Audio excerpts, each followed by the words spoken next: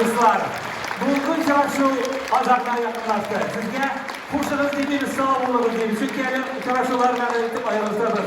2023 yılının 15 fevralinde naq bile şu oturzalda biz sizni qavattan kütemiz.